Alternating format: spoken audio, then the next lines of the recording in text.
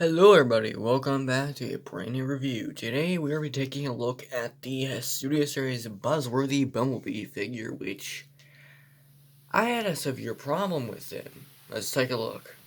So, the ball joints on this guy when I packed him were very ridiculously loose. But, with my good old friend Clear Nail Polish, I actually fixed it. Because if you don't know, clear nail polish actually helps out with the ball joints. It adds in a small clear layer of hardness, so you'll be able to have stiffer hinge joints. But today we're talking about Buzzworthy Bumblebee. So take a look at the painting and the sculpting. There's actually quite a bit of paint on this guy, which can result in paint chipping, but this thing costs $30, same as Megatron. Jesus Christ. So, first thing you will notice is he is very show accurate, except for some parts. I'm not going to mention that yet. And as you can see, his ball joints are as loose as before, thanks to nail polish. Not sponsored, by the way. Anyways, he has the Camaro chest, like the 07 movie, Bumblebee, and this is also technically from the end of the Bumblebee movie, the solo one, but that one has a bit of a different chest design and overall different design, but yet the same car, so I'm not going to count that. So this is the 07 movie Bumblebee. That is not the clunker Bumblebee, whatever. You can see he does actually kind of have a bit of kibble, especially on the thighs. Jesus. That's a nice rear of a car on thighs. Well, obviously. Now, this is one thing I will have to forgive. Bumblebee is pretty skinny in the legs, so I am gonna have to forgive the fact that the calves on this guy are gonna be really kibbly. And the only unfortunate part is the feet are completely unpainted, making it kind of dumb to have just a yellow foot. But anyways, and let's talk about the face sculpt, man. This is honestly the best face sculpt Bumblebee I've ever seen. Like, look at this guy. Look at that dude. Very, very movie accurate.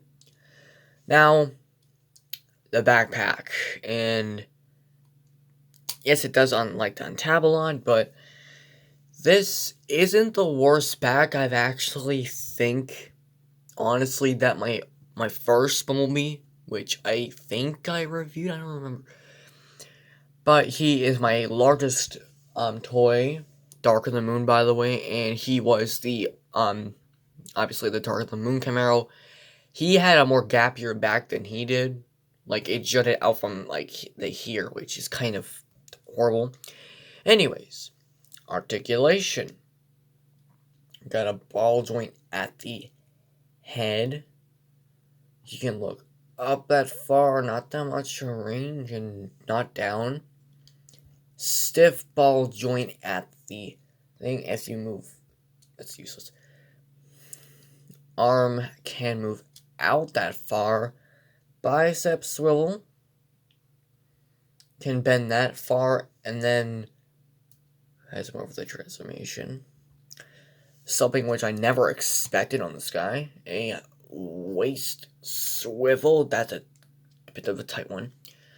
Now, these thigh ball joints were the most loose ones, but now you can make a satisfying kick. You can kick that back that far, and surprisingly, just move the arms out the way. Beautiful spread.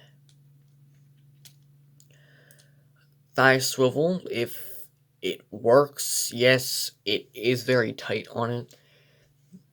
Knee bend, which is kind of weird looking knee bend, but... And then no foot articulation except up, and down, and that ain't gonna count. Overall, this guy is very good. But besides the ball joints, this guy's good. Transformation. First, what you want to do is you want to get the arms into this sort of position. Same thing on the other side. Make sure that his headlight chest parts are like that. Then come to the back. Literally unfold this entire thing and make it like this. Next is to... Well, since I'm not going to do the chest right now, let's do the legs. Unfold the foot like so. Swivel that out. Make it so it's like this. Untap the back light. And then you're going to want to fold this in. But fold this in at the same time. Like that. And then fold that back. And then get this all the way. There you go. Same thing on the other side. Then you're going to want to tab them together.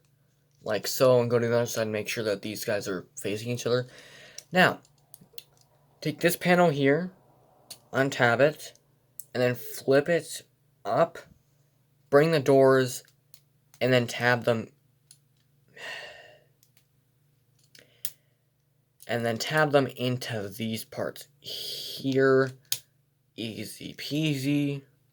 Lemon. Squeezy.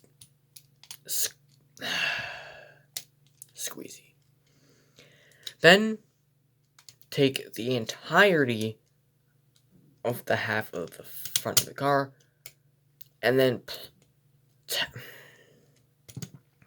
plug it in. Plug it in. There you go. Tab it all in. Come on. I don't want you breaking on the day I review it. That might have snapped something, but at this point, I don't really care. Take the arms and bend them inwards. And then twist them around. Fold them more in front. Close this up. And then tab them in. Same exact steps on the other side. And here we have the car mode. And to be honest, this thing looks super accurate to its actual counterpart. It's a 1967 Camaro. I might be wrong on the date, but it is 1960 something. Painting is obviously stripes like a regular Bumblebee. And this guy literally looks like a legit Camaro sitting in my room. I love it. Now, the only disappointing thing is the kibble, but even then, this is actually one of the cleanest undersides I've seen. Except for that. The kibble shows right underneath. There is no way to get through it. Now, unfortunately, I forgot to mention its cannon, which can plug into his right arm. You can see a little hole here and a hole here. You want to align these little pegs like that. Tab them in. It doesn't look bad, but it just looks a bit weird having it shut out even more, which I don't like, to tell you the truth. But yeah, it's weapon storage. I won't disagree, and I won't hate weapon storage. So, figure without the nail polish, a 3 out of 10, 3 out of 5. With with nail polish, 5 out of 5. It is one of the best figures I've owned, but I still kind of regret buying it. So, that's it for this review. See you guys in the next video. So long. Peace out. Bye.